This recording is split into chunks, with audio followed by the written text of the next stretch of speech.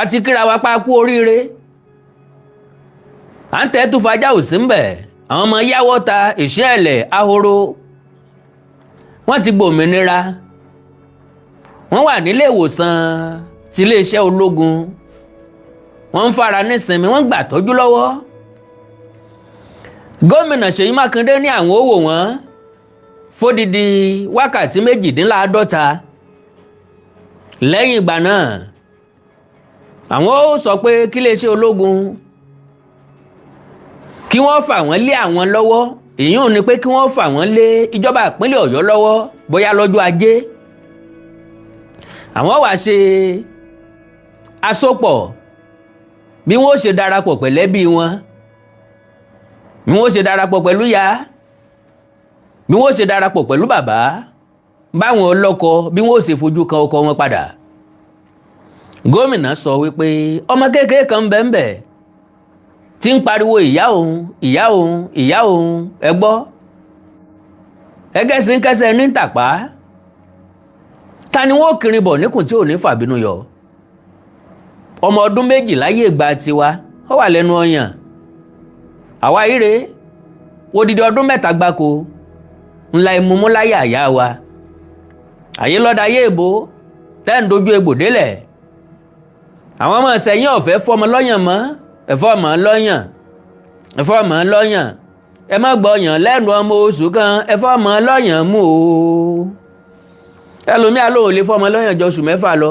mi ò lè jẹ́ kọ́ mú mi ó dà wálẹ̀ okú ìyà bàbá mọ̀ fún wọn lọ́yàn dáadáa ọ̀rọ̀ ẹnu rẹ̀ adásáká àwọn èèyàn gbọ́ mi wá ní Mr. Awikonko ọ̀rọ̀ dásáká lẹ́nu yín wọ́n mú yàn pé ni mọ́ mi ròyìn gbà náà ìmàmọ́ gbé àpótí wá bá wọn pé ń mú yàn ń mú mú mo kí gbogbo àwọn òbí àwọn ọmọ kéékèèké pé ẹ kú oríire ẹ kú ìwọ̀nà ẹ kú ara yá ìbànújẹ́ ò ní dàpọ̀ mú mi ayọ̀ yín láṣẹ Èdùmàrè oríire tó wọlé kò tún jáde mọ́ lágbára Ọlọ́run ṣé gbàgbé bí ọba nídìí obìnrin kì í jẹ́ kúmólú àwọn gbólóhùn bíi mélòó kan bẹ tá fẹ́ béèrè lọ́wọ́ gómìnà ìpínlẹ̀ Ọ̀yọ́ onímọ̀ ẹ̀rọ Ṣèyí Mákindé lóòótọ́ lánàá ńgbà tí àwọn akin ọmọléeṣẹ́ ológun wà nínú igbó wọ́n ní gómìnà bọ̀rọ̀ campaign lọ Bauchi ìyá ń ronú ọmọ ń roka òkú ọ̀pápọ̀ mọ́yàwó òkú retẹ́ ìyàwó gba ṣọ́ọ̀ṣì lọ ntọ́ba kọ́lá wọlé ọ̀bá kọ̀rọ̀ dé àrùn tí ń ṣe lè ń bá jẹ́ ọ̀sọ́mọ rẹ̀ lè ń bá jẹ́ ń sunkún owó ọmọ ń sunkún ọkọ kóńkó jábélé ẹ̀rílẹ̀ ayé bí ẹlẹ́kùn ti ń sunkún láláyọ̀ ti ń yọ̀ ìbànújẹ́ nìkan òtúlù ntọ́sẹlẹ̀ láwòrò ìṣẹ́ẹ̀lẹ̀ kò dí campaign lọ́wọ́ kò sí wàhálà bó bá ti wù kálukú kí kálukú ọmọ ṣe wọ́n ti wù akámọ̀ hùwà adákẹ́dájọ́ ń wò wá tọ́mọ̀ dá tí ò ní fi síbì kan Ọlọ́run wo gbogbo wa látòkè lágbára Ọlọ́run ò ní fi wá ṣe àpẹẹrẹ bú mọ̀ wá la ní gbólóǹbí mélòó kan tá fẹ́ béèrè lọ́wọ́ ẹjìnà Ṣèyí Mákindé nínú ọ̀rọ̀ tí Ṣèyí Mákindé sọ ńgbà tó lọ wo àwọn ọmọ yìí nílé ìwòsàn ti iléeṣẹ́ ológun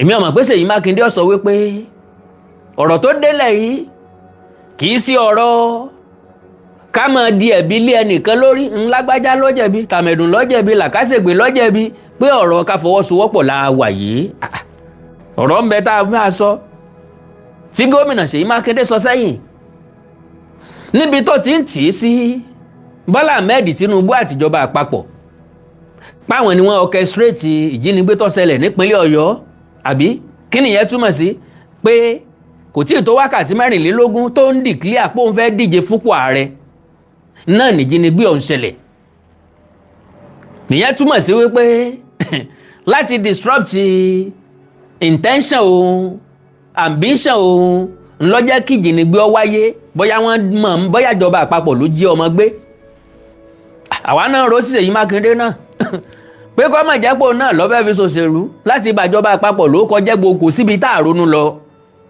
ẹni tó bá fẹ́ parọ́ ló kù àtàwa àtẹ̀yìn àjọ rò sọ̀tún àjọ rò sósì pé pọ́n ń ṣàkókò ìdí ọjọ́ gàté kọjọ́ gàté eégún àti ró wọlé èèyàn àti ró yan jáde ẹ bá jẹ́ ntọ́jọ́ lọ́gbọ́n yọ mọ̀ wípé eégún àti ró tọ́ wọlé òun ó ṣeéṣe kó dòun lè èèyàn àti ró tọ́ jáde yìí àti pé bá bá já lẹ́nu sà tọkànra mọ́ tí ń fa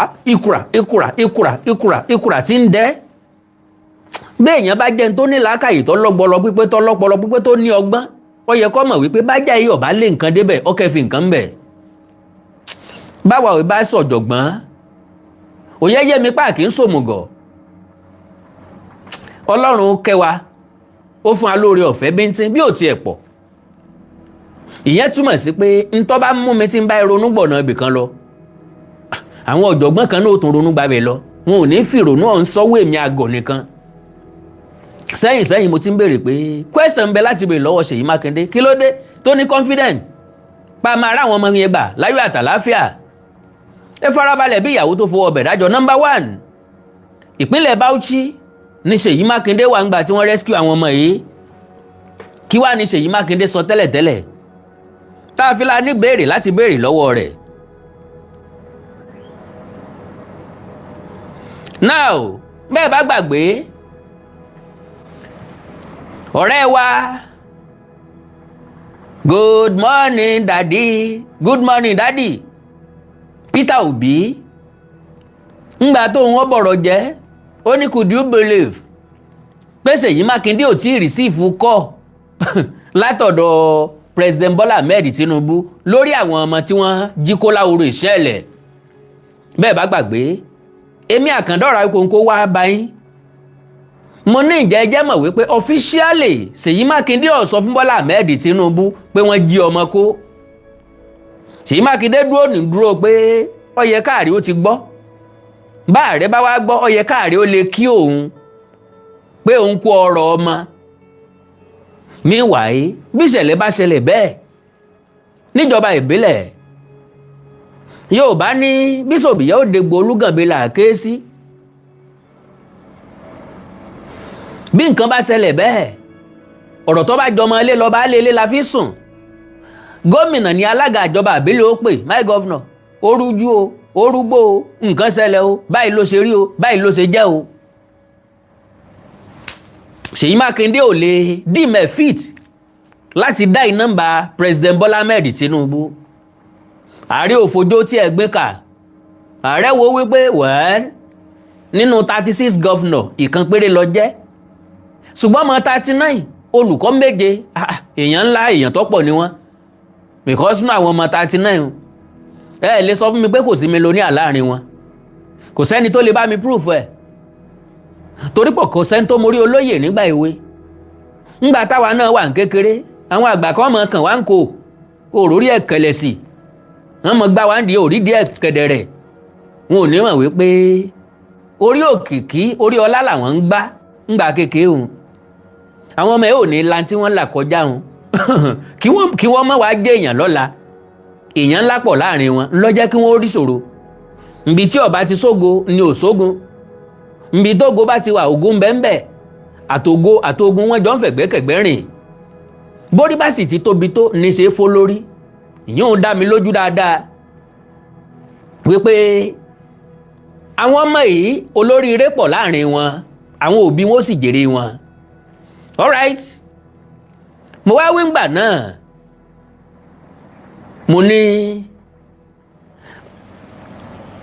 ẹnjìnà Ṣèyí Mákindé sí ọ̀fọ̀rọ̀ yìí ṣòṣèlú ẹgbọ́n nǹkan tí Ṣèyí Mákindé sọ Ọ̀yọ́ school abduction came hours after my 2027 presidential declaration ẹ̀yìn ò Ṣèyí Mákindé lọ sọ bẹ́ẹ̀ Ọ̀yọ́ state governor Ṣèyí Mákindé on Friday ìyẹn lánàá òde yìí o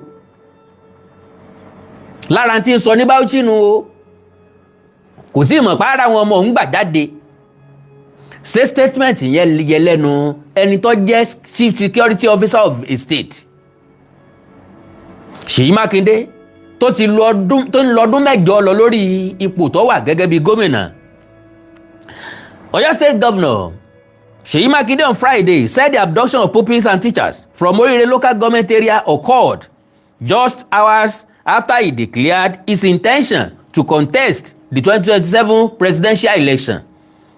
Makinde made this remark while addressing a meeting with Bauchi State Governor Bala Muhammad and leaders of the Allied People's Movement in Bauchi, ẹgbẹ́ òṣèlú wọn APM no. Recalling that Oyo had not recorded a similar incident during his 7 years in office before the May 15 attack. Ntí Seyi Makinde ń gbìyànjú àti sọ. Ǹgbé láti ẹjọ́ tó ń ti wà lórí àlééfà o. Irú ìṣẹ̀lẹ̀ bẹ́ẹ̀ ò ṣẹlẹ̀ rí. Kí ló wá dé? Tó jẹ́ pé ó ń kéde interest òun. Bó ń fẹ́ dupò ààrẹ. Ní wàhálà wa wọlé wẹ́rẹ́. Wọ́n fẹ́ fi kíní implicate òun ni. Ẹ wòlé ayé báyìí. Agbọ́nsẹ́, òyìnsẹ́, sójú olóko déédéé wú lásán ni. Àwọn kan rò wípé ìjọba àpapọ̀ fẹ́ fi bókọ Seyi Makinde jẹ́. Àwa kan rò wípé Seyi Makinde fẹ́ fi bókọ ìjọba àpapọ̀ jẹ́. Èmi ò sínú ẹni tí ó torí babẹ́ agbádá láti sọ̀rọ̀. Tàbí tí wọ́n sọ̀rọ̀ tí wọ́n pè ń wò wí bẹ́ẹ̀ mọ́. Èrò ọkàn wa ni gẹ́gẹ́ bí èèyàn ẹlẹ́ran ara. Ìwọ náà rò bẹ́ẹ̀. Bọ́ọ̀ bá dẹ̀ lè rò bẹ́ẹ̀, Ọlọ́run kẹ́ ọ. So, he said, and I quote, "For 7 years, we didn't witness anything like this in Oyo State. I declare ó dùn mí, mi tètè extract fídíò yẹn jáde, òun gangan ni bá play. I didn't witness anything like this in Oyo State. Má padà lónú program mi. I declared to run for presidency of Nigeria at 4 o'clock, and by 9 a.m. the following morning, the children were abducted." My lovely brothers and sisters, ǹjẹ́ ọ̀rọ̀ yìí yẹ kó jáde lẹ́nu gómìnà ìpínlẹ̀, chief security officer inú state kan? Alright, hours after Seyi Makinde's remark in Bauchi, the presidency announced that all the victims had been rescued after spending 56 days in captivity. The presidency said the victims were freed during a joint operation involving the military, the Department of State Services, and the police, with 8 suspected Ajinigbe arrested and others neutralized. According to the presidency, 8 suspected kidnappers were arrested and are currently in DSS custody, while several others were neutralized during the operation. Oyo avoided quick fix approach with bandits in release of the abducted pupils.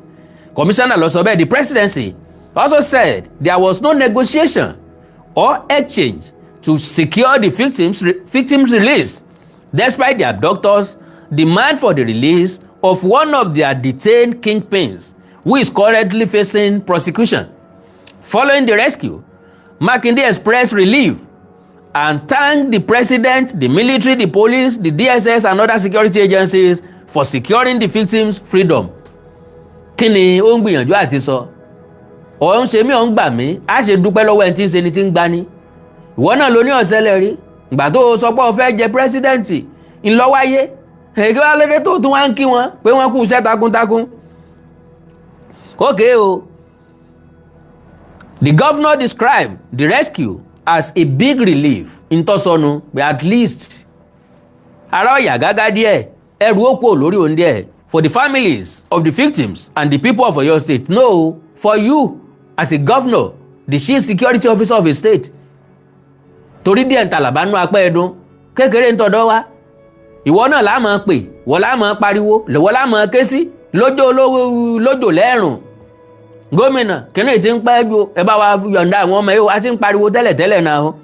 Tinubu also commended the security agencies for rescuing the victims without collateral damage and directed emergency agencies to work with Oyo State government to provide medical care and other support for the rescue pupils and teachers. Gẹ́gẹ́ bí ààrẹ rẹ̀ gẹ́gẹ́ bí àgbàlagbà. Àwọn nǹkan kan bẹ tá a gbọ́dọ̀ gbàgbé ẹni gbàgbọ́ tíjà rẹ̀ ẹja ṣe tiwa fọ́lọ́hun.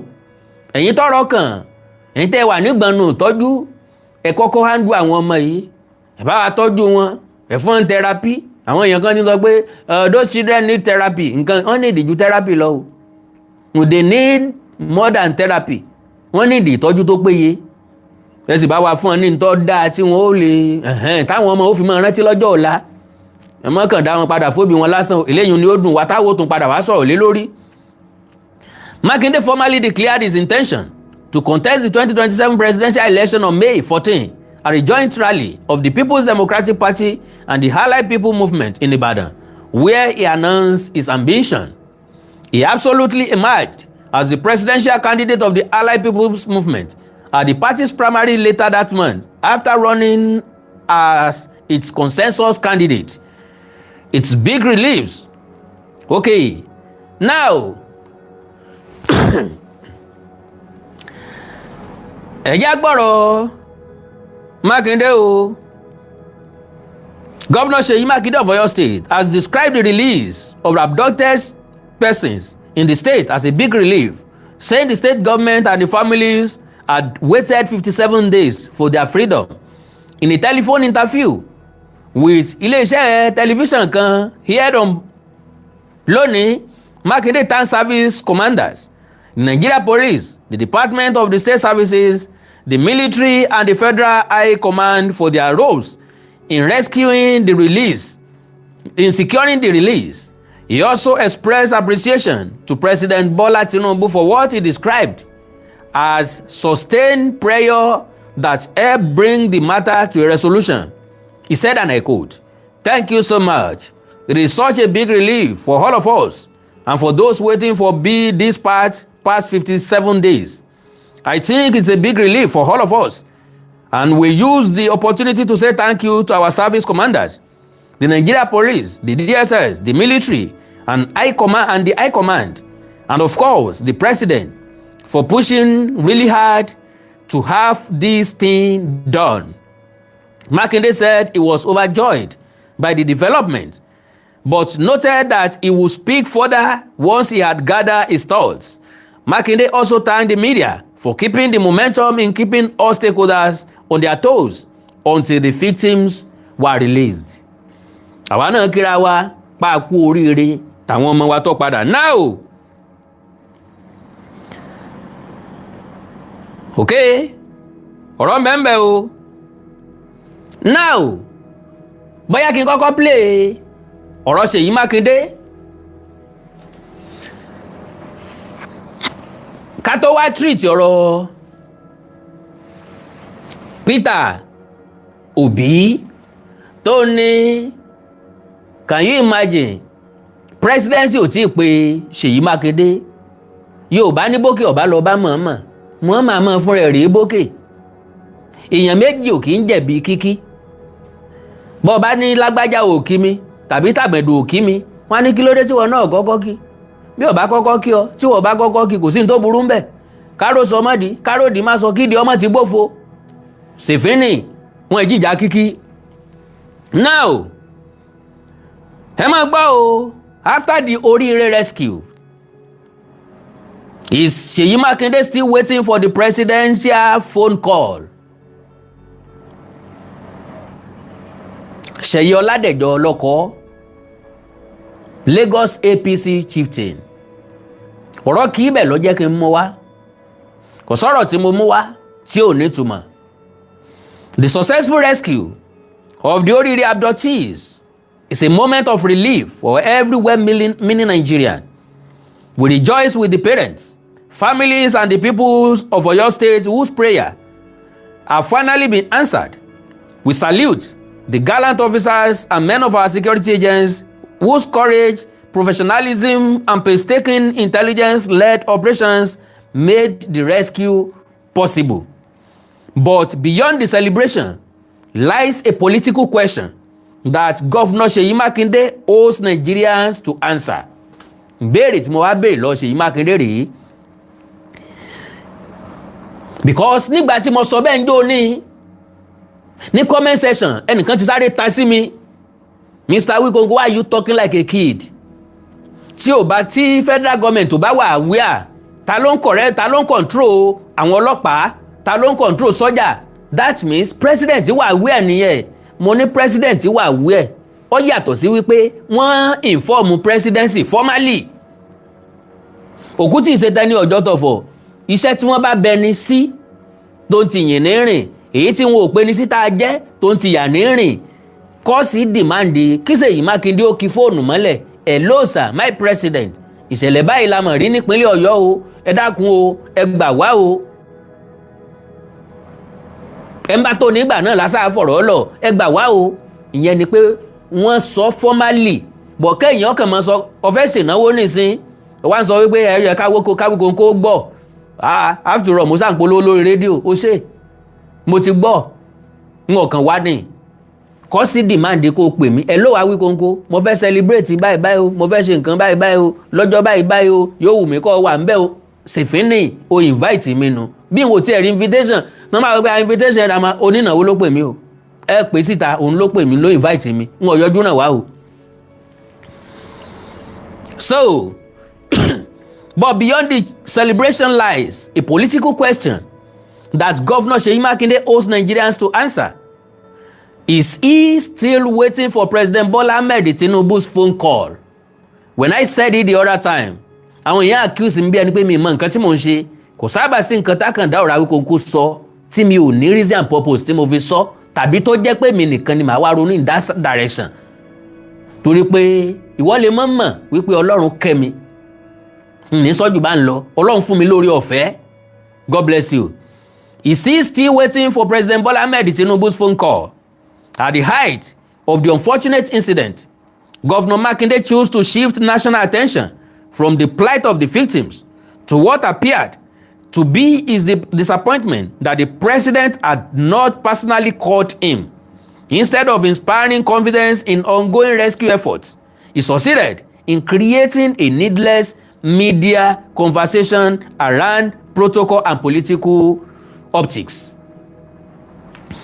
It was an unfortunate attempt to reduce governance to symbolism.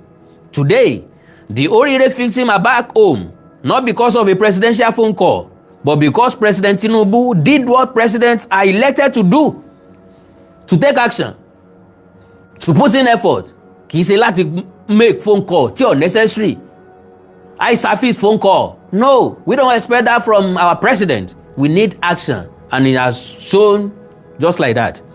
Not because of a presidential phone call, but because President Tinubu did what presidents are elected to do, deploy the full weight of the Nigerian state against criminals until justice prevailed.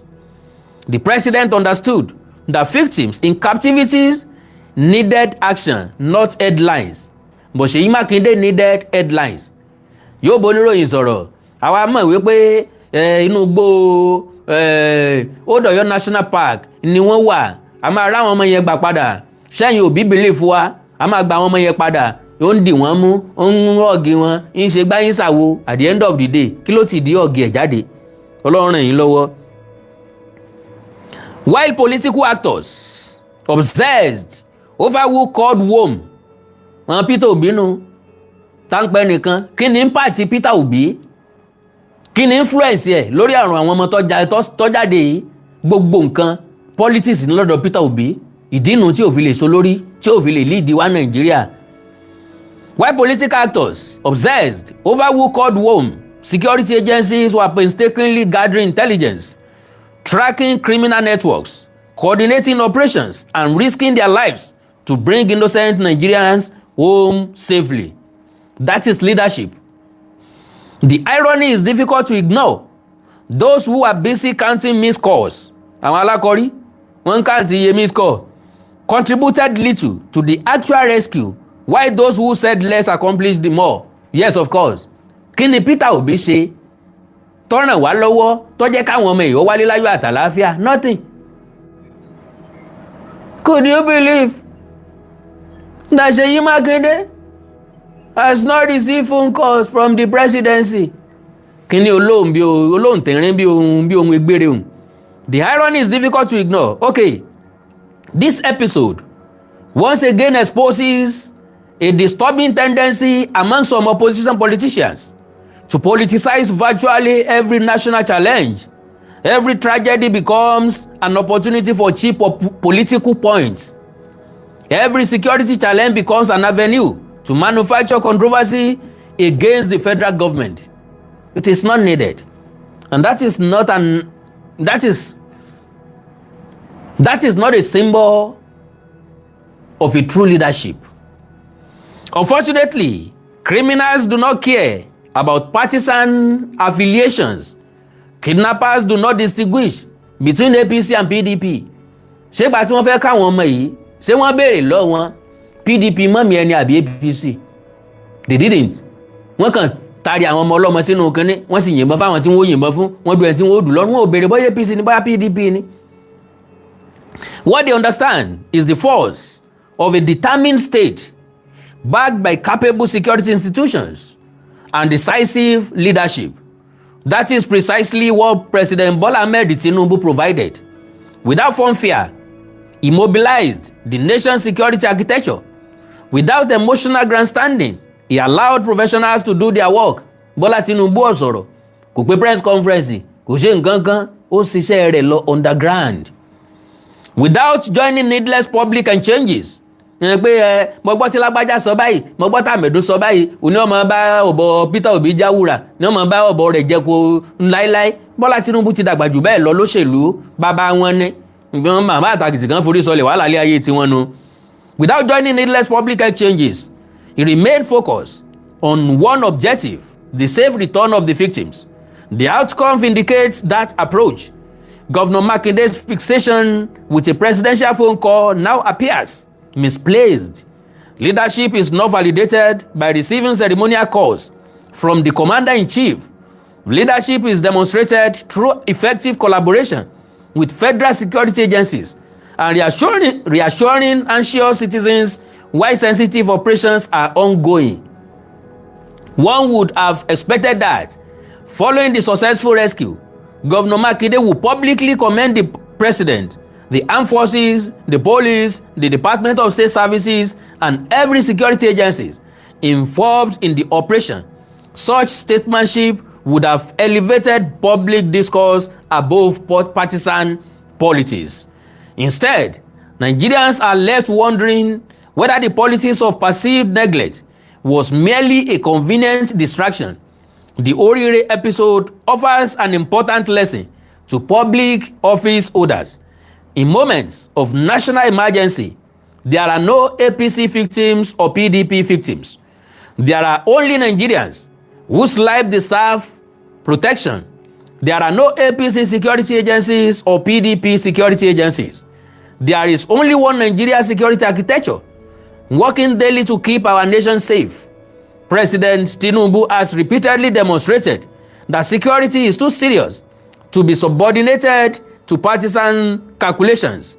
His administration has consistently supported every state government irrespective of political affiliation because constitutional responsibility knows no particular color. The successful rescue at Oriire is therefore not a victory for one political party over another. It is a victory for responsible leadership over political theatrics.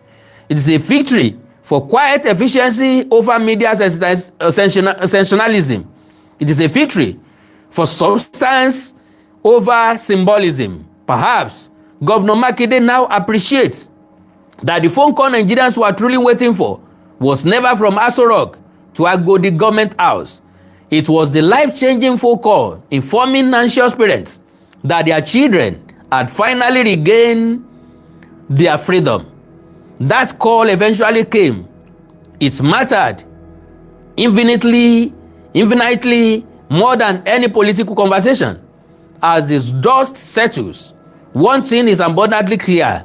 History will remember who rescued the victims, not who complained about receiving or missing a phone call. In the end, results will always silence rhetorics. Gómìnà Seyi Makinde, are you still waiting for that phone call from Asiwaju Bola Ahmed Tinubu? Keep waiting. Bàtàrí ọ̀jẹ̀ mọ́lẹ̀. Okay. Well, ẹ já gbọ́rọ̀ lẹ́nu gómìnà Seyi Makinde o. Okay, mò ń bọ̀ ná. Ẹ já kọ́kọ́ gbọ́rọ̀ lẹ́nu ẹ̀ ń bí.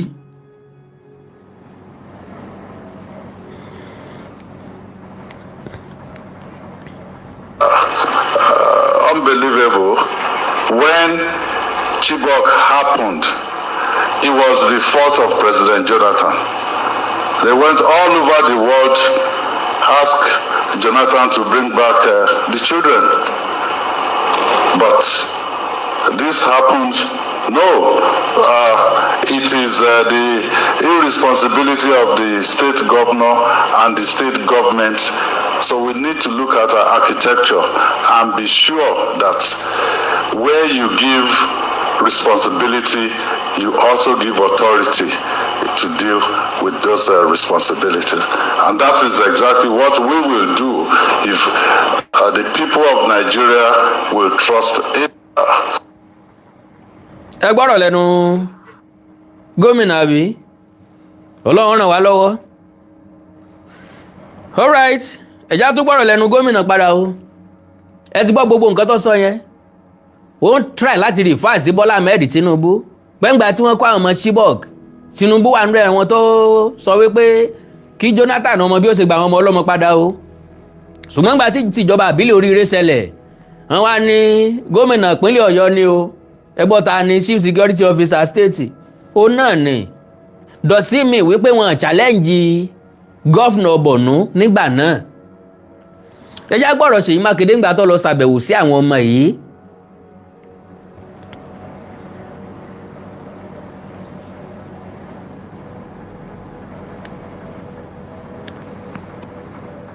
The 39 of them, also 5 of the 7 teachers. So we give glory to God and we say thank you to our troops, the officers and men. We lost some officers and part of our troops as well. So all the families that have lost loved ones in this whole process, we want to assure them that their loved ones will not have died in vain.